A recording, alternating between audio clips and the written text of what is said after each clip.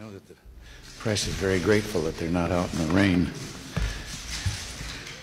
It's been a great pleasure to have had the opportunity today to meet with Prime Minister Robert Mugabe of the Republic of Zimbabwe. As the first Prime Minister of Africa's newest independent state, his wise leadership has been a crucial factor in healing the wounds of civil war and developing a new nation with new opportunities. Our discussions today have covered a wide range of topics, including our bilateral relationship and regional issues. We've spoken very frankly and in an atmosphere of mutual respect. We didn't always agree, but have all gained much from hearing your views, Mr. Prime Minister.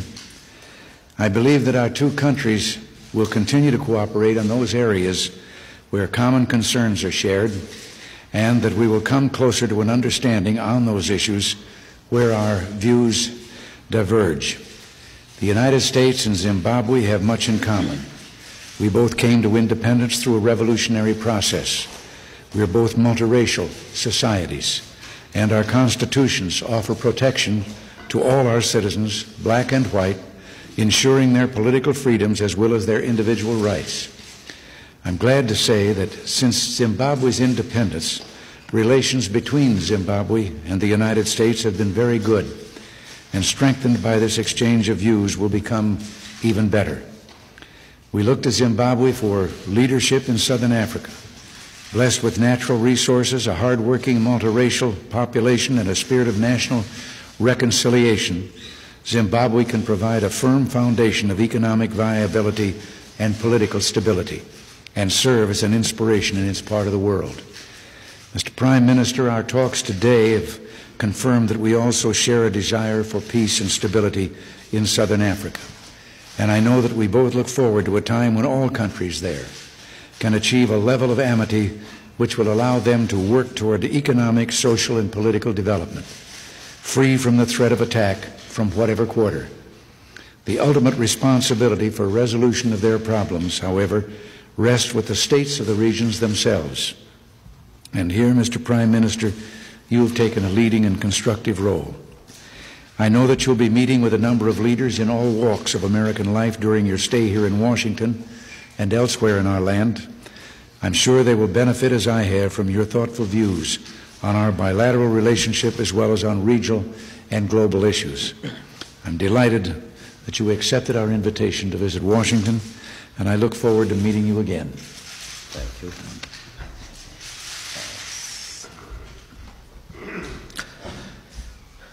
Mr. President, ladies and gentlemen,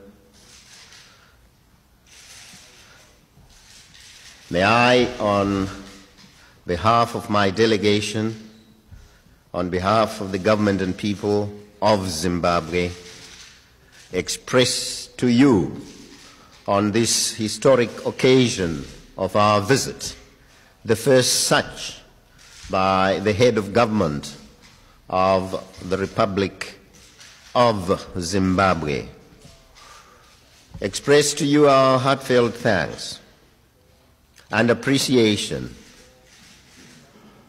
for that support which the United States has given us all along the way.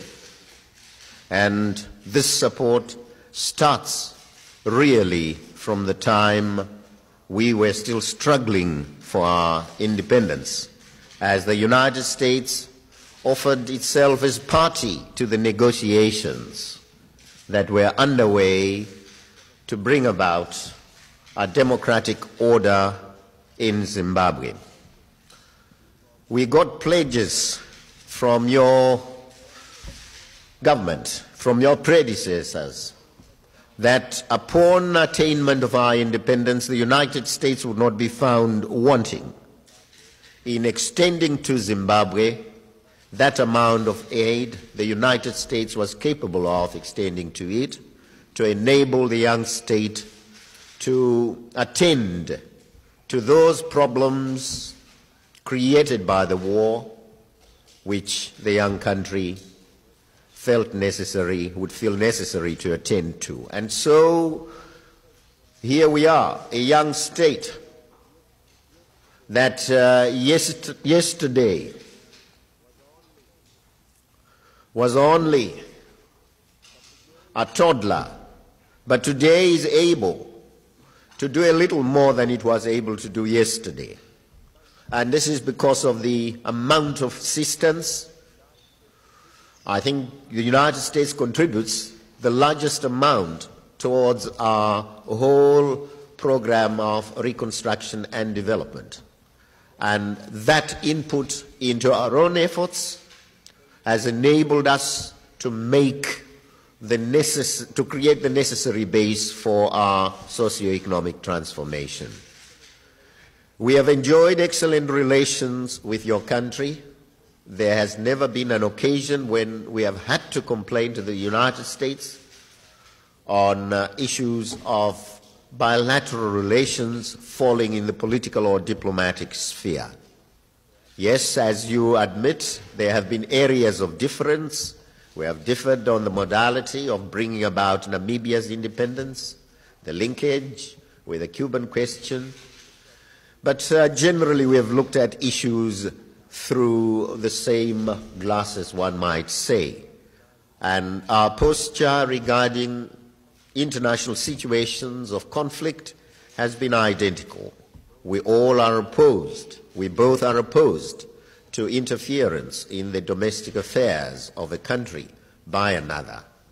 And I'm sure this identity of viewpoint makes for the greater friendship and solidarity that we find between our two countries and our two people. We have enjoyed every minute of our stay in your country. We continue our talks with leaders of your society. But I'm very happy that the discussions we've just had have dwelt on those issues which are of mutual interest to our two sides.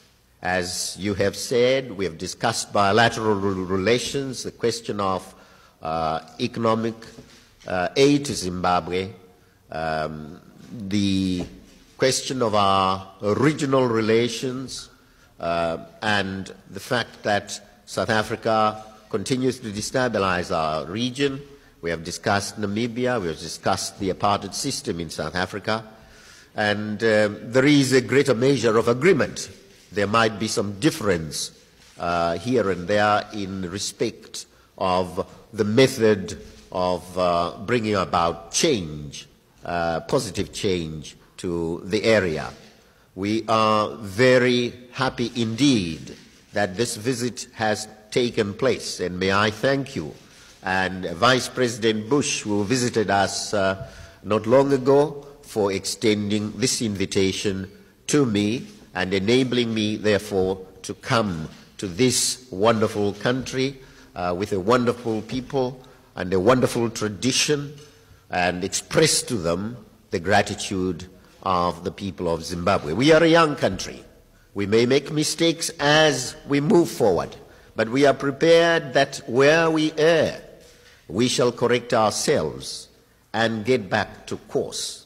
We don't intend to vitiate at all those principles which underline the constitutional order that we have created.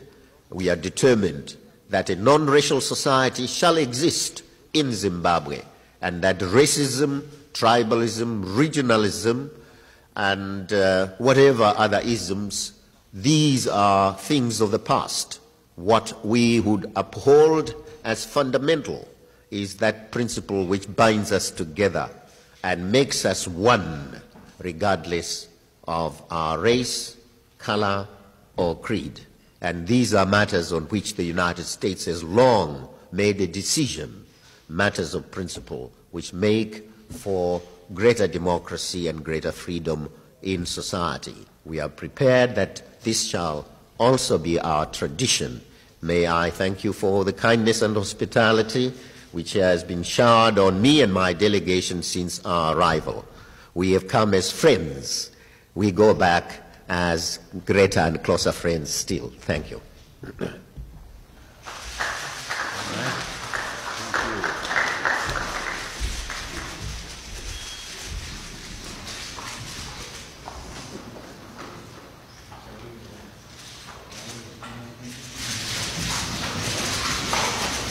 President, with the use of U.S. air power